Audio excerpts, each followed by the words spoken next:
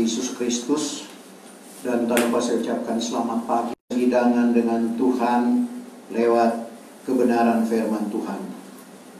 Tuhan Yesus pernah berkhotbah di atas bukit dan dia berkata, berbahagialah karena mereka itu akan dijamu sehingga kenyang. Dan biarlah kita yang ada pada saat ini benar-benar merasakan bahwa kita lapar dan dahaga akan kebenaran firman Tuhan. Sehingga kita lapar, tentunya kita mencari makan, ingin mendapatkan kepuasan dari Tuhan lewat pemberitaan firman Tuhan pada saat ini.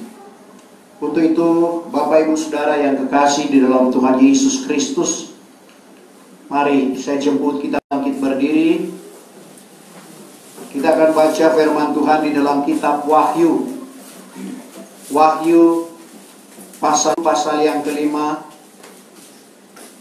ayat 1 sampai ayat yang ke-6. Dari hal kitab dengan ketujuh mata. Dan aku tampak pula seorang malaikat yang gagah memberitakan dengan suara besar, katanya, siapakah berlayak membuka kitab itu dan mengoyakkan meterainya? Maka baik di sorga, baik di bumi, atau di bawah bumi, seorang pun tiada yang cakap membuka kitab itu atau memandangnya. Ada seorang pun didapati yang berlayak membuka kitab itu atau memandangnya.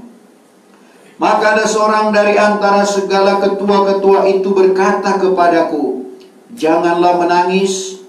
Tengoklah, singa yang dari Yehuda, yaitu akar Daud itu, sudah beroleh kemenangan, sehingga membuka kitab dan ketujuh meterainya.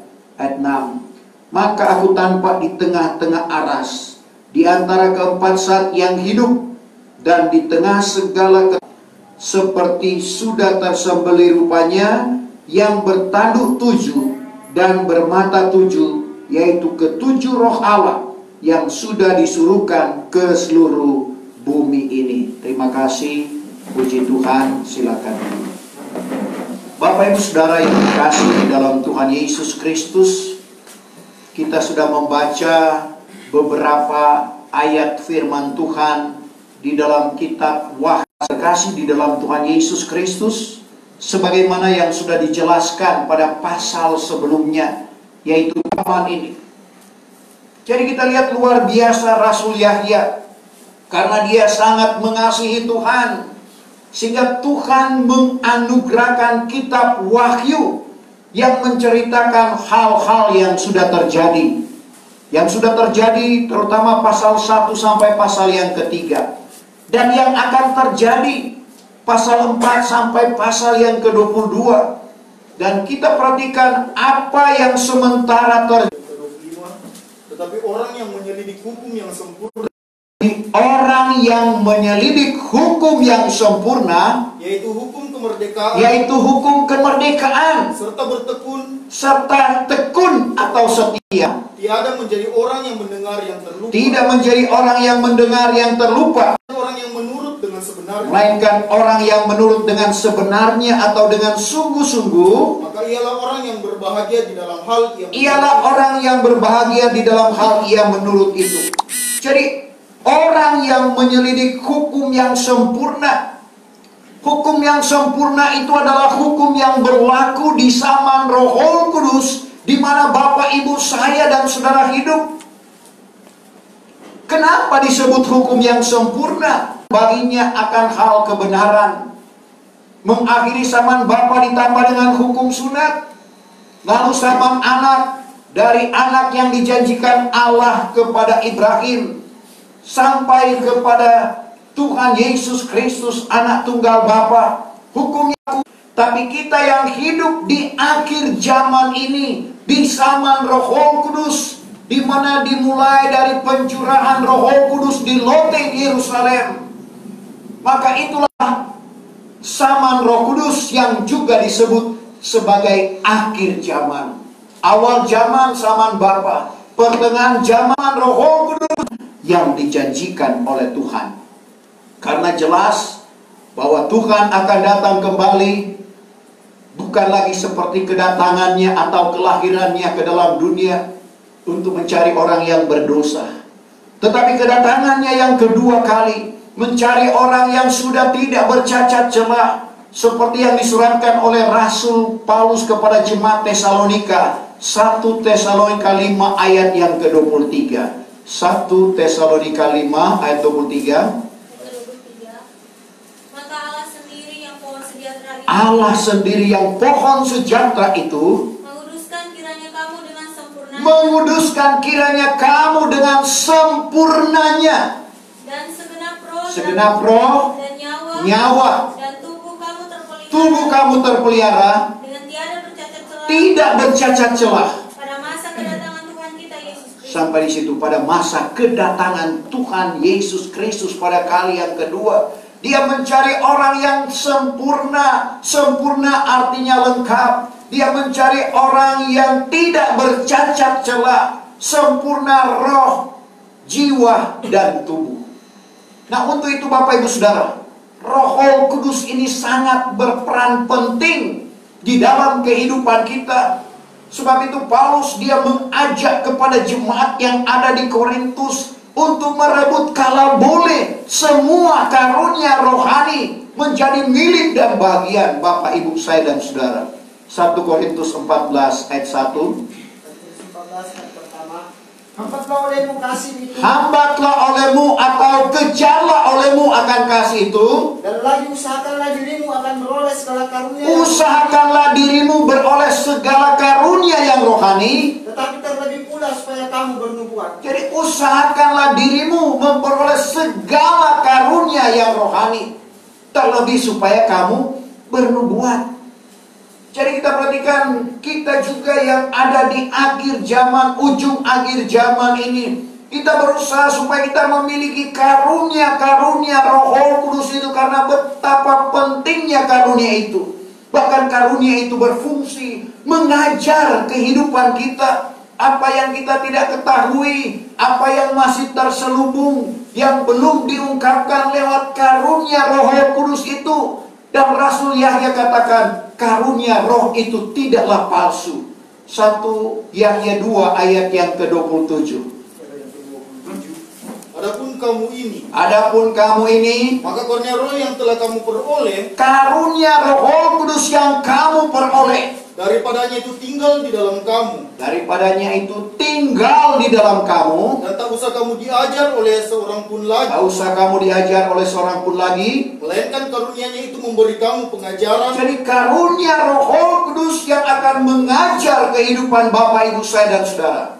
Dari hal segala perkara. Dari hal segala perkara. Dan semula karunia itu bukannya palsu. Karunia itu bukannya palsu. Dan seperti kamu sudah diajarnya. Seperti kamu sudah diajar lewat karunia-karunia Roh Kudus. Maka tinggallah kamu di dalam Dia. Tinggallah kamu di dalam Dia. Supaya kita tetap di dalam pengajaran yang diwahyukan oleh Tuhan. Sebagaimana nasihat Paulus kepada jemaat yang ada di Galatia. Karena jemaat Galatia mulai terpengaruh dengan Injil lain. Dan Injil lain itu tetap berkesinambungan sampai sekarang ini. Tapi Paulus katakan, aku tegaskan kepadamu, aku maklumkan kepadamu, hai saudara-saudara, bahwa Injil yang kuberitakan bukanlah pendapatan manusia. Bukan ia itu kupelajari dari manusia, melainkan wahyu daripada Yesus Kristus.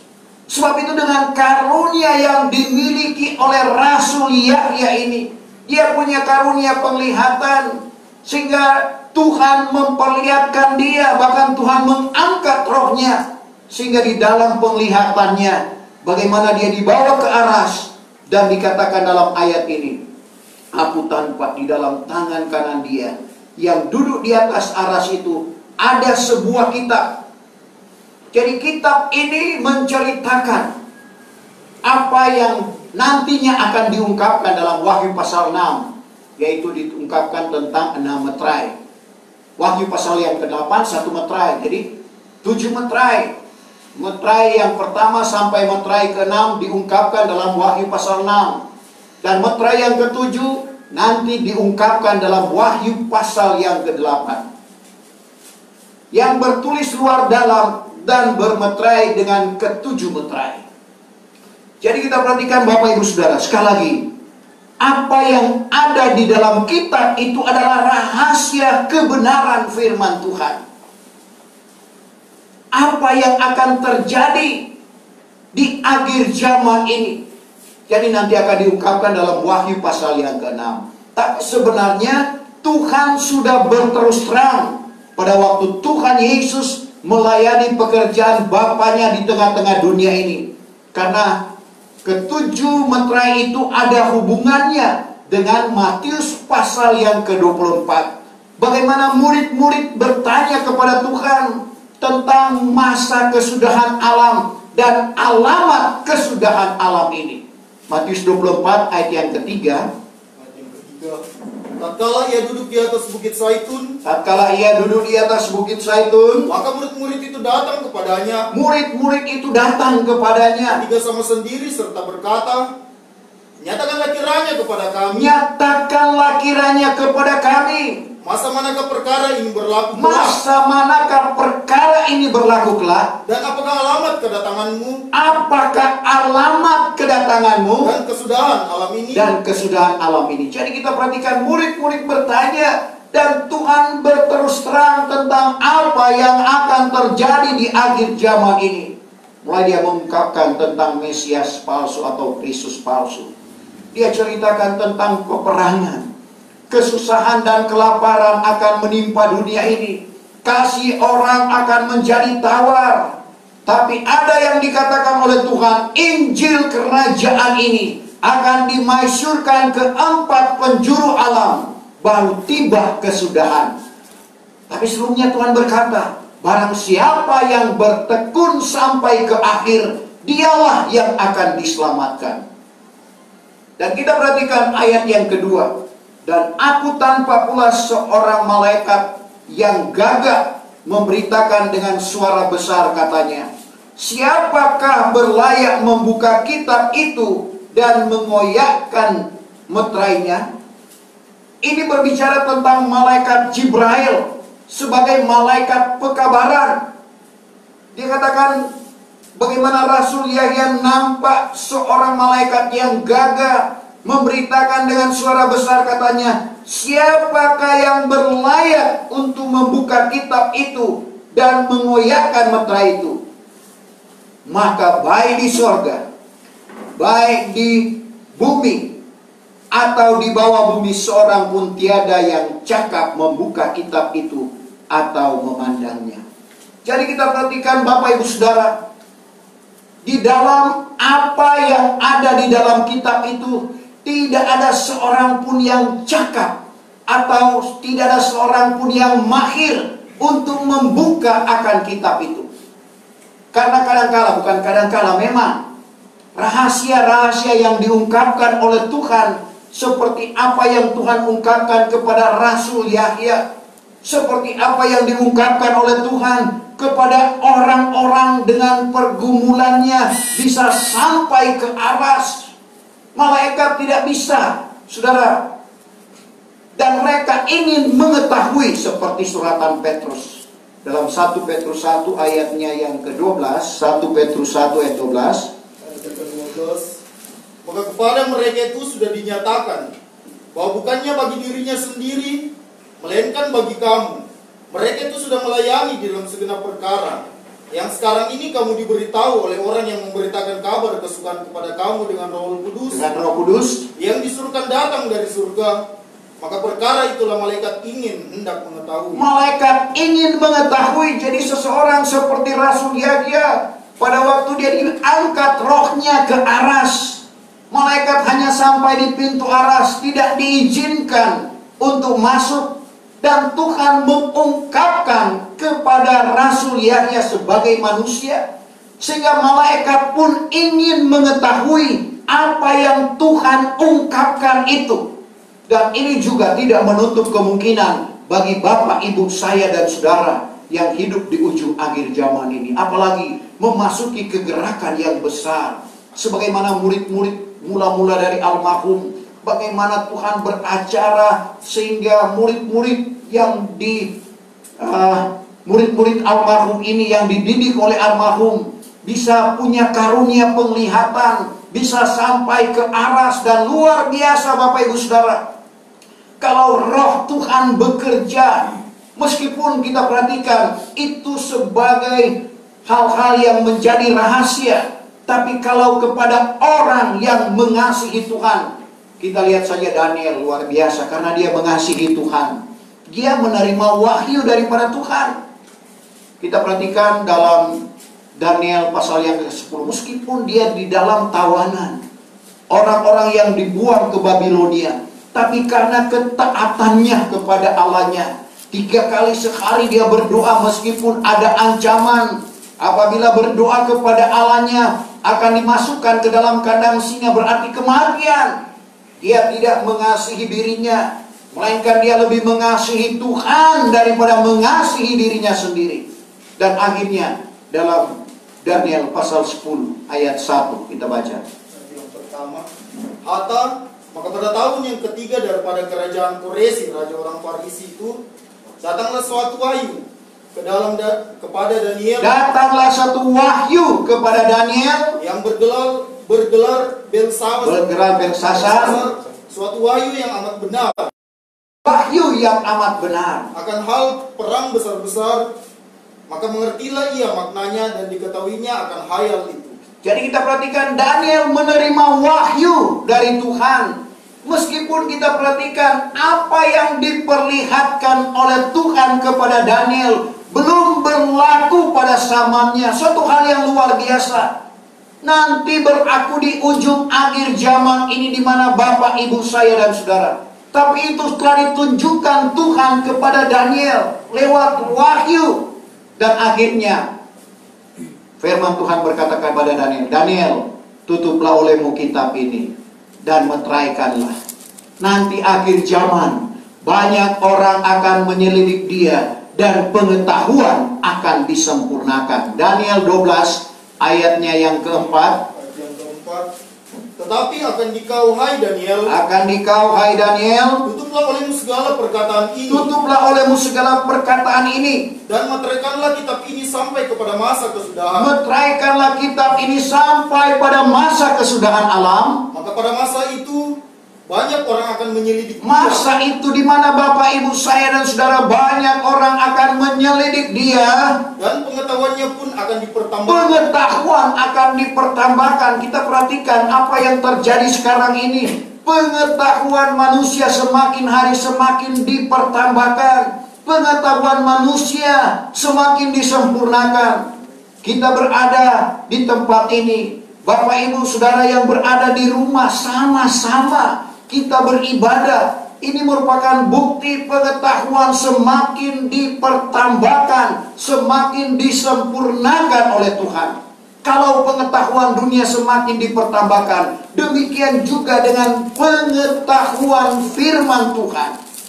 Dengan pengetahuan manusia, orang bisa sampai ke bulan. Tapi dengan pengetahuan kebenaran firman Allah, orang bukan cuma sampai ke bulan seperti jemaat yang ada di Ibrani. Jemaat yang ada di Ibrani pada waktu menerima suratan itu bukan berarti mereka sudah mati. Apa gunanya mau kirim surat kepada orang mati? Tetapi jemaat Ibrani yang masih hidup pada waktu itu, di mana suratan Ibrani pasal yang ke-12 ayat 22, bagaimana ungkapan dalam suratan itu, kamu sudah datang ke Gunung Sion, ke negeri Allah yang hidup, yaitu Yerusalem di sorga, bukan Yerusalem di Palestina, tapi Yerusalem di sorga. Bayangkan jemaat yang ada di Ibrani yang masih hidup pada waktu itu, masih ada di bumi pada waktu itu, tapi mereka sudah sampai ke Yerusalem yang di sorga. Ini tidak lain dengan karunia roh yang bekerja. Kalau karunia roh itu bekerja juga di dalam kehidupan kita, Bapak, Ibu, saudara, bagaimana di dalam kehidupan kita ini akan mengalami seperti apa yang dialami, seperti apa yang dirasakan oleh jemaat Ibrani. Tidak mengapa kita baca Ibrani 12 ayat 22. Tetapi kamu sudah datang ke Gunung Sion. Kamu sudah datang ke Gunung Sion. Dan ke negeri Allah yang hidup. Ke negeri Allah yang hidup. Yaitu Yerusalem yang di surga. Yaitu Yerusalem di surga, bukan Yerusalem di bumi. Dan kepada perhimpunan berlaksa-laksa malaikat. Dan kepada perhimpunan berlaksa-laksa malaikat. Itu juga sekali lagi tidak menutup kemungkinan bagi Bapak Ibu Saudara kalau kita memiliki karunia penglihatan. Dan ini saudara kita butuhkan di hari-hari terakhir ini. Kalau Roh Allah bekerja dengan sempurnanya, dia akan dibahas pada ayat-ayat sebelumnya karena kita perhatikan di sini. Maka baik di surga, baik di bumi, seorang pun tiada cakap membuka kitab itu atau memandangnya. Maka sangatlah aku menangis oleh sebab tiada seorang pun didapati berlayak membuka kitab itu atau memandangnya. Rasul Yahya penasaran. Bapak Ibu Saudara, di sorga, di bumi, dan di bawah bumi pun tidak ada seorang yang sanggup atau tidak ada orang yang mahir untuk membuka akan kitab itu. Kalau tidak terbuka berarti rahasianya tidak terungkap. Tapi kita sudah tahu bersama bahwa Tuhan Yesus Kristus yang telah memanggil Bapak, Ibu, saya dan saudara, Dia ternyata berkuasa di sorga, berkuasa di bumi, bahkan di bawah bumi. Karena kesetiaannya sampai Dia mati. Sebab itu apa yang disuratkan oleh Rasul Paulus kepada jemaat yang ada di Filipi, mulai ayat 5 dalam pasal yang kedua. Coba Filipi 2. Taruhlah di dalam hatimu ingatan ini. Taruhlah di dalam hatimu ingatan ini. Yang sudah ada di dalam Kristus Yesus. Yang sudah ada di dalam Kristus Yesus. Yang walaupun ia dengan keadaan Allah. Ia di dalam keadaan Allah. Tiada mengirakan hal itu sebagai suatu keuntungan menjadi setara dengan Allah. Dia tidak mempergunakan otoritas itu sebagai suatu keuntungan. Melainkan menghampakan dirinya menjadi hamba. Mengosongkan diri, menghampakan diri menjadi seperti hamba. Di dalam keadaan sama dengan manusia. Dalam keadaan sama dengan manusia yang lapar, yang merasa sakit dan sebagainya. Dan kelihatan di dalam sikap seperti kelihatan di dalam sikap seperti manusia. Ia sudah merendahkan dirinya. Dia merendahkan dirinya. Dan taat sehingga sampai kepada maut. Taat atau setia sampai mati. Yaitu mati tersalib. Yaitu mati tersalib. Sebab itulah juga Allah sangat meninggikan dia. Sebab itu Allah sangat meninggikan dia. Dan menganugerahkan dia suatu nama yang di atas segala nama. Menganugerahkan dia nama di atas segala nama. Supaya dengan nama Yesus itu akan bertelut segala lutut. Daripada yang di surga. Bertelut segala lutut baik di surga. Dan yang di atas bumi. Di atas bumi. Dan yang di bawah. Dan di bawah bumi. Jadi kita perhatikan bagaimana karena ketaatannya, karena kesetiaannya, maka dia dianugerahkan kuasa di sorga, di bumi, dan di bawah bumi. Dan memang Tuhan berkata dalam Matius 28 sebagai komandonya kepada murid-murid. Sebelum dia menyampaikan komandonya, dia berkata bahwa kuasa di sorga, kuasa di bumi dikaruniakan kepadanya. Matius 28 ayat 18. Ayat 18. Maka Yesus menghampiri mereka itu, lalu bertutur kepada mereka itu sabdanya, bahwa segala kuasa dikaruniakan kepadaku. Segala kuasa dikaruniakan kepadaku. Baik di surga. Baik di surga. Baik di atas bumi. Baik di atas bumi. Jadi kita perhatikan hanya Tuhan Yesus yang berkuasa di surga, berkuasa di bumi, bahkan di bawah bumi. Kuasa itu telah diserahkan Bapa kepadanya. Meskipun kita perhatikan bagaimana Rasul Yahya ini merasa kepedihannya. Masa tidak ada orang pun yang dapat membuka kitab itu yang termeterai. Sehingga kita perhatikan dalam ayat yang kelima. Maka ada seorang dari antara segala ketua-ketua itu berkata kepadaku, jangan menangis. Saudara, seorang ketua-ketua di sini tidak lain berbicara tentang Rasul Petrus sebagai ketua rasul pada gereja pertama. Karena sekali lagi Rasul Petrus inilah yang dikaruniakan Tuhan. Matius 16 ayat 19. anak kunci kerajaan sorga. Dan Rasul Petruslah yang membuka rahasia keselamatan di akhir zaman ini. Ada seorang dari antara segala ketua-ketua itu berkata kepadaku, janganlah menangis. Artinya jangan sedih. Tengoklah, singa daripada suku bangsa Yehuda, yaitu akar Daud itu, sudah beroleh kemenangan, sehingga membuka kitab dan ketujuh meterainya itu. Ada solusi yang disampaikan oleh salah satu ketua yang ada pada waktu itu yang berbicara tentang Rasul Petrus. Jangan menangis Rasul Yahya, karena singa yang dari suku Yehuda. Kita perhatikan Bapak Ibu Saudara, kembali ke 4 saat yang hidup yang diungkapkan dalam Wahyu pasalnya yang keempat. Ada 4 saat yang hidup dalam Wahyu 4 ayat 7 kalau tidak salah itu.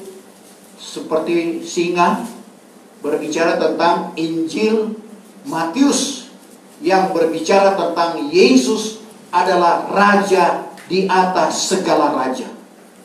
Dia adalah raja di atas segala raja, dan dia dianugerahkan kuasa seperti ayat yang kita sudah baca tadi. Tapi kita perhatikan, iblis juga seperti singa. Dia berusaha, saudara, untuk menghalangi, sebagaimana Daniel, dia sempat dihalangi oleh kuasa kegelapan sebelum dia menerima wahyu daripada Tuhan. Jadi tugasnya untuk mengganggu Bapak Ibu Saudara. Kalau Tuhan Yesus singa dari suku Yehuda, tapi iblis 1 Petrus 5 ayat 8 seperti singa yang mengaum-ngaum.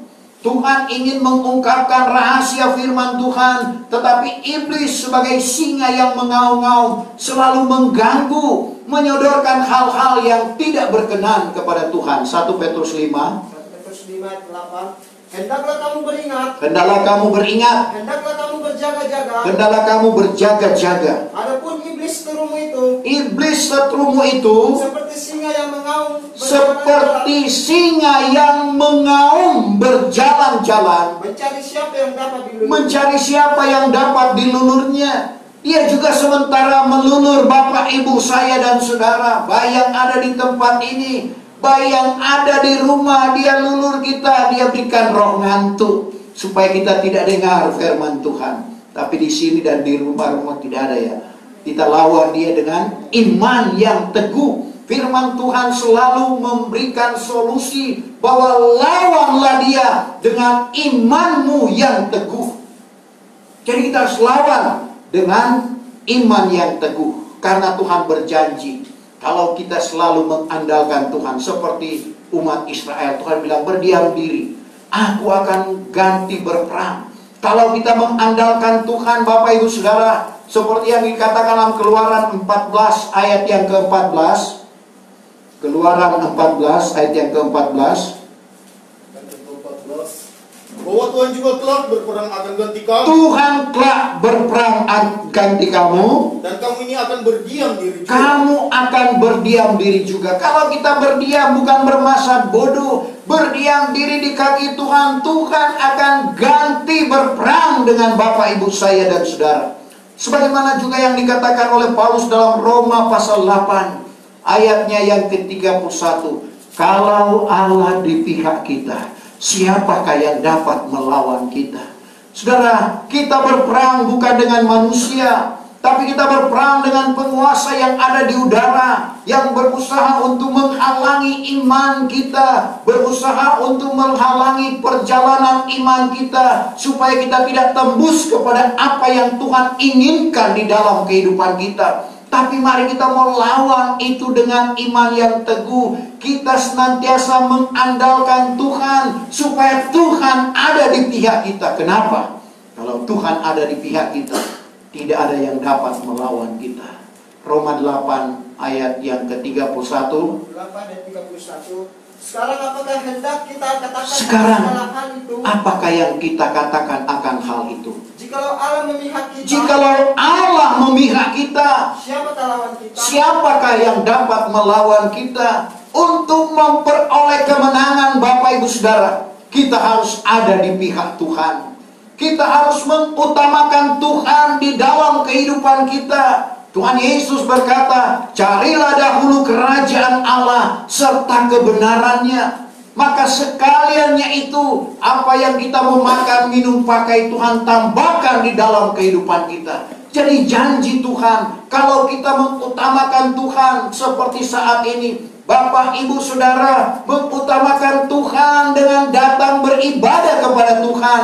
Meskipun ada yang hanya di rumah masing-masing, tetapi ada jaminan firman Tuhan kalau kita mengutamakan Tuhan. Segala sesuatu yang kita butuhkan Tuhan tambahkan di dalam kehidupan kita. Jadi jangan balik ya tuh. Karena banyak orang dia utamakan apa yang dia mau makan, minum, pakai. Tapi Tuhan inginkan kita utamakan, carilah dahulu kerajaan Allah. Sehingga apa yang dijanjikan tentang kerajaan Allah itu bisa menjadi milik dan bagian kita. Kita bisa menciptakan kerajaan Allah. Kerajaan Allah berbeda dengan kerajaan sorga. Kerajaan sorga berbicara tentang kedudukan.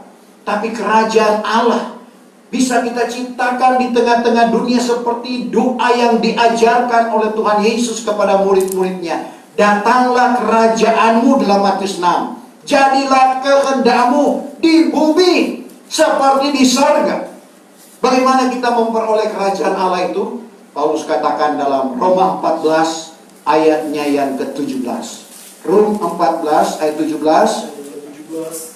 Karena kerajaan Allah itu bukannya hal makan minum. Kerajaan Allah bukan soal makan minum enak, melainkan kebenaran dan sejahtera. Melainkan kebenaran, sejahtera, dan kesukaan di dalam hal Roh kesukaan di dalam Roh Kudus. 3 hal ini kalau kita miliki kebenaran, sejahtera, dan kesukaan yang dikerjakan oleh Roh Kudus, bukan kesukaan yang dikerjakan oleh dunia. Kalau 3 hal ini ada di dalam kehidupan kita, berarti kita telah menciptakan kerajaan Allah di tengah-tengah dunia ini. Sekali lagi Paulus katakan, kerajaan Allah bukan soal makan minum. Karena ada orang pikir kalau sudah makan enak, minum enak, itulah kerajaan Allah. Tapi Paulus katakan kerajaan Allah bukan soal makan minum, tapi kerajaan Allah adalah kebenaran. Sebab itu kita harus mencari kebenaran. Kita menuntut kebenaran. Sejahtera, Tuhan janjikan Dia akan menganugerahkan itu. Sejahtera yang kuberikan bukan seperti apa yang diberikan oleh dunia, aku berikan kepada kamu. Dalam Yohanes 14 ayat 27 kita baca ayat itu. Sejahtera aku tinggalkan padamu. Kata Tuhan Yesus, sejahtera yang aku tinggalkan kepadamu. Bahkan sejahteraku sendiri aku berikan kepadamu. Bahkan sejahteraku sendiri aku berikan kepadamu.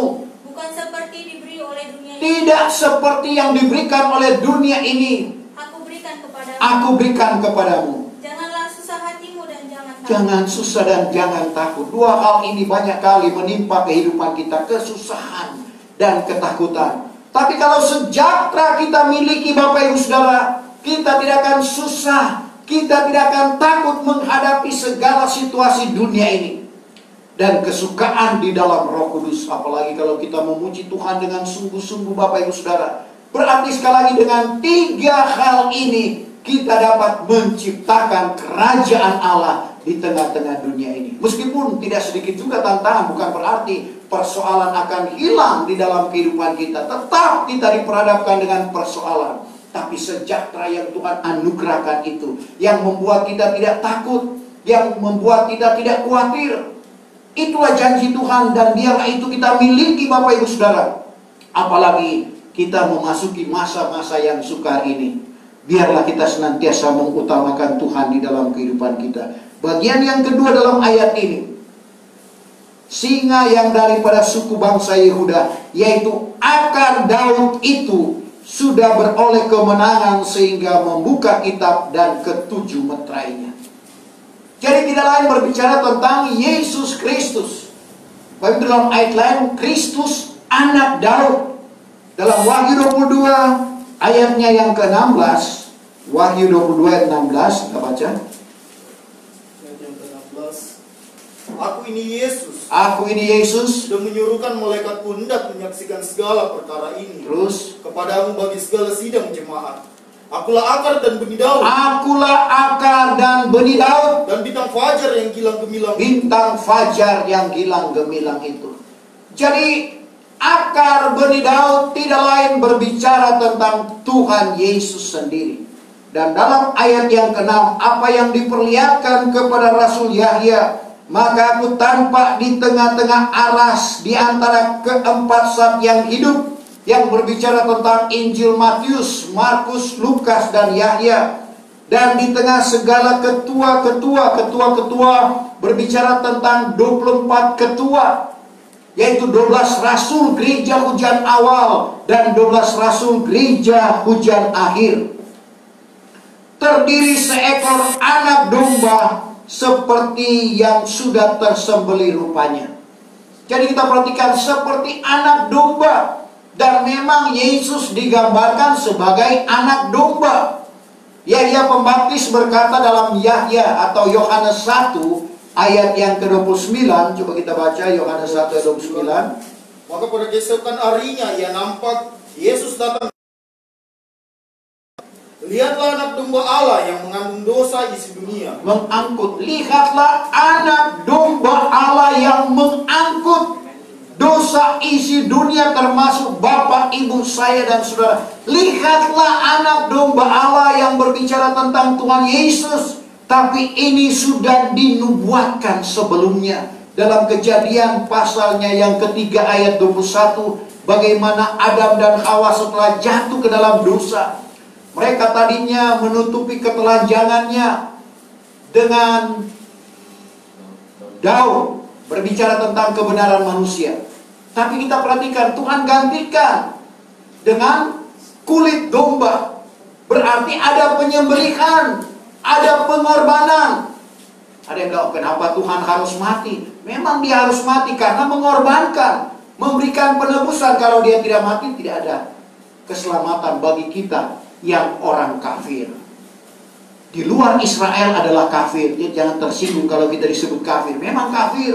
Tapi kita yang kafir ini, yang tidak ada keselamatan sebenarnya, telah ditebus oleh darah Kristus. Pengorbanan. Coba Kejadian 3 ayat yang ke-21. Maka diperbuat Tuhan Allah akan Adam dan Hawa itu sarung daripada kulit. Sarung daripada kulit. Lalu dikenakannya pada mereka itu. Lalu dikenakannya kepada mereka. Berarti kulit binatang itu Bapak Ibu Saudara, untuk menutupi ketelanjangannya. Berarti ada pengorbanan pada waktu itu. Demikian juga untuk menghapus dosa isi dunia, termasuk dosa Bapak, Ibu, saya dan saudara. Ada penyembelihan, ada pengorbanan. Kalau dulu korban umat Israel adalah binatang, tapi bagi kita korban anak darah yang mulia, yaitu Tuhan Yesus Kristus. Satu hal yang luar biasa, penebusan Allah di dalam kehidupan kita. Katakan, maka aku tanpa di tengah-tengah aras di antara keempat zat yang hidup, dan di tengah segala ketua-ketua itu terdiri seekor anak domba seperti sudah tersembelih rupanya, yang bertanduk 7 dan bermata 7. Domba cuma 2 tanduk, 2 mata. Tapi dalam penglihatan Rasul Yahya, karena ini adalah pengajaran roh, 1 Korintus 2 ayat 13, harus dibandingkan dengan hal yang rohani. Jadi gambaran dari domba yang bertanduk 7 dan bermata 7, di sini langsung diungkapkan, yaitu ke-7 roh Allah yang sudah disuruhkan ke seluruh muka bumi. 7 adalah sempurna. Kalau roh Allah bekerja dengan sempurna di dalam kehidupan Bapak, Ibu, saya dan saudara, maka kita akan lihat bagaimana karunia itu akan berjalan sebagaimana mestinya. Apalagi melihat kemuliaan Tuhan. Memang ada syarat. Kita harus hidup di dalam kesucian. Kita harus hidup di dalam kekudusan. Khotbah Tuhan Yesus Matius pasal yang ke-5 ayatnya yang ke-8. Berbahagialah segala orang yang suci hati. Berbahagialah segala orang yang suci hatinya, Karena mereka itu akan memandang Allah. karena mereka akan memandang, mereka akan melihat melihat kemuliaan Tuhan. Hati kita perlu disucikan Bapak Ibu Saudara. Jangan kadang-kala di muka manis, senyum, tapi di dalam hati ada akar pahit. Itu harus kita hilangkan Bapak Ibu Saudara. Jadi tidak ada sangka buruk di antara kita sekalian. Karena kadang-kala hati kita menipu. Memang Yeremia menubuatkan, Yeremia 15 ya, hati itu adalah penipu, tidak berketentuan. Jadi kita perlu isi dengan kebenaran firman Tuhan, sehingga hati kita menjadi suci. Coba Yeremia 17 ayat yang ke-9. 17 ayat 9. Adapun hati itu penipulah adanya. Hati itu penipu adanya, Terlebih daripada segala sesuatu. terlebih dari segala sesuatu. Sekali-kali tiada ia berketentuan. Hati itu tiada berketentuan. Siapa gerangan boleh mengetahui? Siapa yang mengetahui? Hanya Tuhan yang dapat mengetahui sampai ke dalam batin. 1 Samuel 16 ayat 7. Untuk itu Bapak Ibu Saudara, mari untuk memelihara hati. Raja Sulaiman katakan, Amsal 4 ayat 23, peliharakanlah hatimu terlebih daripada segala yang patut dipelihara. Bagaimana pelihara hati? Ibrani 6 ayat 5, yang masuk hati firman Allah yang baik. Hati kita penipu, hati kita yang tidak baik. Setelah ada firman Allah yang baik itu menguasai hati kita menjadi baik, sehingga dapat diwujudkan Matius 12 ayat 35. Orang baik melakukan perbuatan yang baik dari perbenaran hati yang baik. Orang jahat melakukan perbuatan yang jahat dari perbenaran hati yang jahat. Jadi kalau firman Allah yang baik kita taruh di dalam hati kita, maka hati kita akan menjadi baik. Dan kalau hati kita menjadi baik, kita akan mengeluarkan perbuatan-perbuatan yang baik. Tidak mengapa kita baca Matius 12 ayat 35. Ayat 35. Adapun orang yang baik mengeluarkan barang yang baik. Adapun orang yang baik mengeluarkan barang yang baik Daripada pembenaran hati yang baik. dari perbenaran hati yang baik. Dan orang yang jahat mengeluarkan barang yang jahat. Orang jahat mengeluarkan barang yang jahat Daripada perbenaran hati yang baik. dari perbenaran hati yang jahat. Sebab itu sekali lagi kita perlu sucikan hati kita. Untuk menyucikan hati kita harus berdamai dengan orang lain untuk melihat kemuliaan Tuhan. Ibrani pasalnya yang ke-12 ayat 14. Syarat untuk melihat kemuliaan Tuhan. Ibrani 12 ayat 14. Ayat 14. Tuntutlah olehmu perdamaian dengan orang sekalian. Tuntutlah olehmu perdamaian dengan orang sekalian. Dan lagi kesucian. Dan lagi kesucian. Maka dengan tiada kesucian Dengan itu, tiada kesucian itu, tiadalah seorang pun dapat memandang Tuhan. tidak ada seorang memandang Tuhan, memandang kemuliaan. Lihat penglihatan. Jadi kita perhatikan bagaimana harus berdamai seorang dengan seorang. Dan kita menyucikan akan hati kita. Sehingga kita perhatikan dengan roh Allah yang bekerja. Kita lihat termasuk Cornelius. Karena ketaatannya, roh Allah bekerja di dalam kehidupannya. Dia belum dibaptis dengan air pada waktu itu, tapi dia setia berdoa.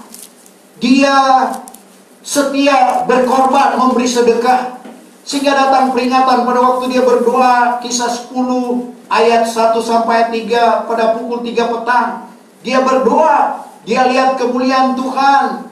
Dan firman Tuhan berkata kepadanya, untuk jelas, Kisah 10 ayat 1 mulai. Kisah 10 yang pertama adalah di negeri Kaisaria seorang bernama Cornelius, yaitu penghulu laskar daripada pasukan yang dinamakan pasukan Italia. ya, Yaitu orang yang beribadat, orang yang beribadat, lagi takut akan Allah, takut akan Allah, serta dengan segala isi rumahnya, yang memberi banyak sedekah kepada kaum, suka berkorban, memberi sedekah kepada kaum, dan senantiasa berdoa kepada Allah. senantiasa berdoa kepada Allah. Maka ada kira-kira pukul 3 petang, Pada jam 3 sore, dilihatnya dengan terangnya di dalam suatu penglihatan. dia lihat kemuliaan Tuhan dalam satu penglihatan. Seorang malaikat Allah datang mendapatkan dia serta berkata kepadanya, "Hai Hari Cornelius." Cornelius, Maka ia pun menatap malaikat itu dengan ketakutannya sambil berkata, "Apakah ini ya Tuhan?"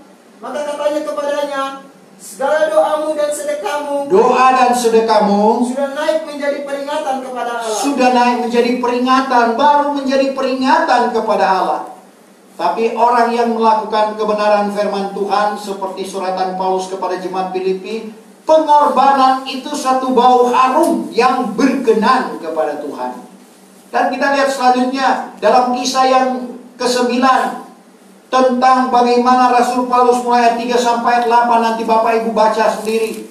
Bagaimana Paulus melihat kemuliaan Tuhan, yang tadinya dia menuju ke Damsyik untuk membunuh orang-orang yang percaya kepada Tuhan. Tapi karena ada rencana yang besar di dalam kehidupannya, sehingga pengakuannya kepada jemaat Galatia 1 ayat 15, dia dipilih oleh Tuhan semenjak dari dalam rahim ibunya. Sementara dia menghambat kemajuan pekerjaan Tuhan pada waktu itu, Tuhan datang dengan kemuliaannya. Waktu itu Rasul Paulus ini melihat kemuliaan Tuhan dan dia menerima wahyu daripada Tuhan. Dan ini juga perlu kita kejar di hari-hari terakhir ini. Karunia-karunia itulah yang akan membangkitkan semangat iman kita di dalam mempertahankan panggilan Tuhan di dalam kehidupan Bapak Ibu saya. Saya jemput Bapak Ibu Saudara untuk bangkit berdiri. Kita sempurnakan ibadah kita pada saat ini. Tak tersembunyi